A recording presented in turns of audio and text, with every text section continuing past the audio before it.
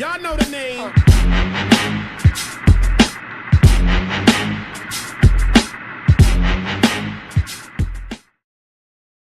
What's crack-lacking, boys and girls? I'm Martino, and welcome to the Project Cars Limited Edition unboxing video. Well, if you can call it such a thing, because there's not much to unbox. But, yeah, ordered the limited edition one. I didn't have it yesterday. I would have done this video yesterday had I got it from a UK retailer. But, like I mentioned in one of my liking videos, I'm not that smart, so I waited and waited and waited, and by the time I realised I did want the limited edition version, Game, who are the only people in the UK to have this. Oh god, sorry, finger, fuck. So I've got to get everything out one-handed. Yeah, so by the time I did manage to click on that I wanted it, I couldn't get it from the UK, so I had to go on an amazing journey throughout the internet.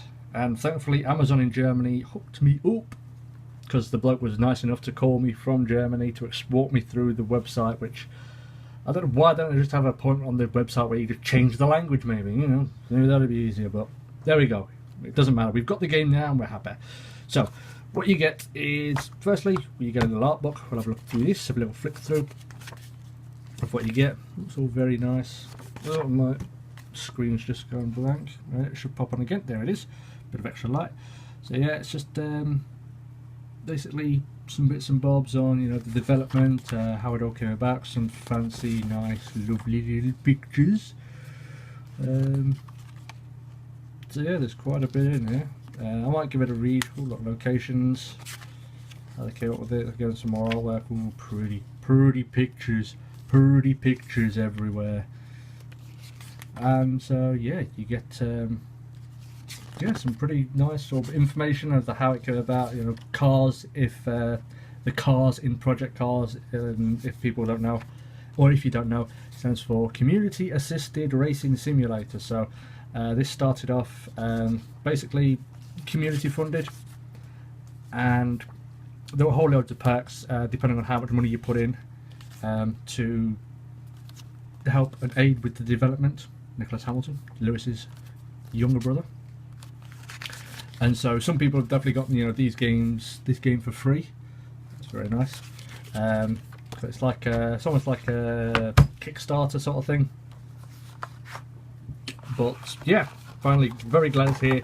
Perhaps the best racer I've played so far. It takes a little bit of getting used to, I'm not going to lie. It does, karting is a pain in the arse, especially with the steering wheel and pedals, but we'll get there. I think it's just, I've got to mess around with the rotation of the wheel. Anyway, yep, so we've got the steelbook. Gotta have the steelbook. They're lovely. And it is very nice. Very nice. The one thing I'm disappointed with this limited edition, with certain limited edition games, they'll do what, say, Watch Dogs did, which, with the DedSec edition, which I purchased, you get the general old blue plastic case, there, and you also get the steelbook, which is set up on my shelf. So I don't know if I can do that with this, because I've only got one case and this is where the game's got to go when I'm done. Whether I can pick up one of those other cases, maybe blag one, I don't know. Maybe I could do that, so I could just use this for decorative purposes. But yeah, this is it's nice. It's is that a mark? I don't know. So what do we get in there? Well, obviously there better be a disc in it. Oh, there's a disc. Fantastic. And also with the limited edition pack, you get the limited edition car pack. So 5 legendary cars and to push to the limit on the track. I'm paraphrasing. So we've got the Mercedes-Benz AMG C Coupe DTM, the Ford GT40 Mark 6. I think IV is Roman numerals for 6, but I'm not sure. The BMW M1 Pro car, McLaren F1, and the Sauber C9. Now I am going to be doing separate videos for each of these cars. Just taking them around. So the first one up is going to be the GT40, which I'm going to zip round Le Mans. That should be up tomorrow. I'll say tomorrow, or you know, give me time to play around with these cars. And then as it goes on, we're just going to take. So we're going to go Le Mans there, and I'm not sure we'll take these ones. I think I'll take that around Le Mans, because these two primarily Le Mans racing cars. So that's what we're going to do with those. But yeah, I've had a good play on the game. I'm enjoying it. It's fantastic. Finally, finally, after having a steering wheel that cost a bomb for God knows how many months, I got it in November. I got my steering wheel in November because I anticipated the game would be coming out, as I mentioned, around. It was the same week that the remastered edition of Grand Theft Auto came out.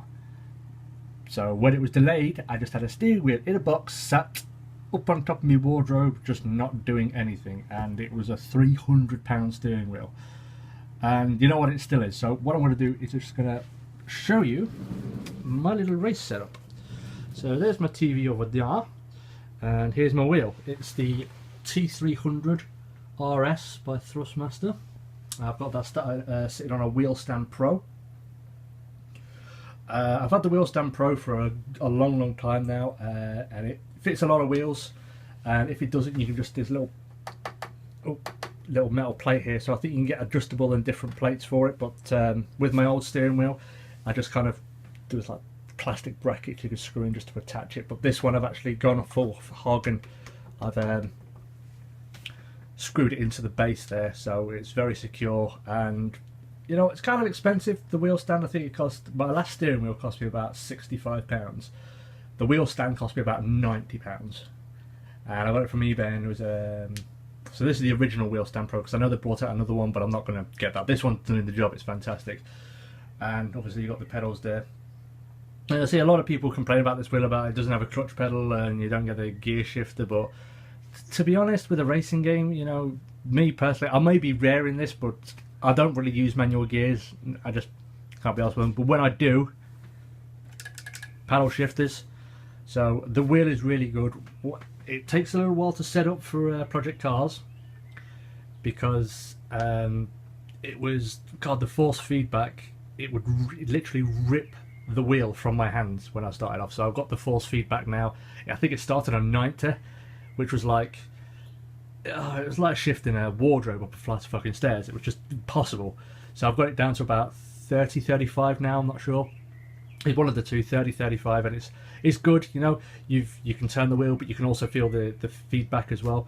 And the wheel is really smooth. It's also good because it's got the PS button here. You've got obviously the options button, the share button, all the other bits and bobs within there. You can fully remap these buttons as well to kind of decide where you want them and what you want on these buttons within the game, which is good. Again, the paddles, the ones I had on my previous steering wheel were just little plastic flappy things that kind of just sat there, but these are actual metal paddles, and it's really well made. It's really good. There's a lot of wiring, as you can see. So there's wires like, oh look, a foot. Ooh. So there's wiring here, and basically I'm sat there playing well against this. So my view would be something like that. And then I've got my microphone, which will swing around and sit closer when I'm racing. But yeah, so that's my setup. Again, nothing particularly fancy. There's my awesome recliner chair, leather chair. I love this thing. It's so comfortable, and for racing, you want to be comfortable. It's better than my last chair, which was a bentwood chair, and the padding was all smushed down, and it was just, you know, didn't do my back any good. It did. Oh, my back, man. But yeah, so that's basically my little racing setup. Got a couple of other steelbooks over there. That's the Black Ops 2 and Modern Warfare 3 steelbooks, actually, which I didn't want to get rid of when I traded in all my PlayStation 3 games. So yeah, we got the headset. If you haven't checked that out, you can check out my unboxing of the Stealth 400 Turtle Beach headset, which is set over there on the table. And yeah, so that's pretty much all I've got to do. That's all I've got time for today, for this one anyway. So I've done the unboxing, so you see my race setup, you see the limited edition game there as well, and as I said, I've got a couple of, this is I think my 4th Project Cars video, or technically a Project Cars video. So there will be other ones coming. As I said, there'll be the limited edition cars that I'll go through as well. I know you also, because I pre-ordered, you get the modified car pack as well. That better be in there. So you get that as well. So I might run through those ones as well, because there's 3 cars. There's an Ariel Atom. I don't know, the 500 or the V8. There's a Pagani Sonda, and there's an RUF. Ruff. I'm going to do that every time I come up against one of those cars. Oh, it's a rough. Go away, doggy. Woof, woof, woof. Yeah, I'm an idiot. I know. I've had Red Bull and Coca-Cola and pasta bake today, so I'm a little crazy. But yeah, that's all I've got time for. So thank you everybody so much for watching. If you did enjoy the video, please go ahead and hit that like button. Check out some of my other videos. It will get better, but the two Like and Hypersport videos, that's the DLC car videos on California Highway and Mount Panorama, or Bathurst. And there's also my Senna Ratzenberger tribute video as well, which I basically just not particularly high paced, just drive around and talk about those guys and you know, pay homage or homage to those guys. And yeah, so that's all I've got time for today. Thank you for watching, and I'll catch you boys and girls on the flip side. Peace. Oh no, oh, this is even worse. Oh god.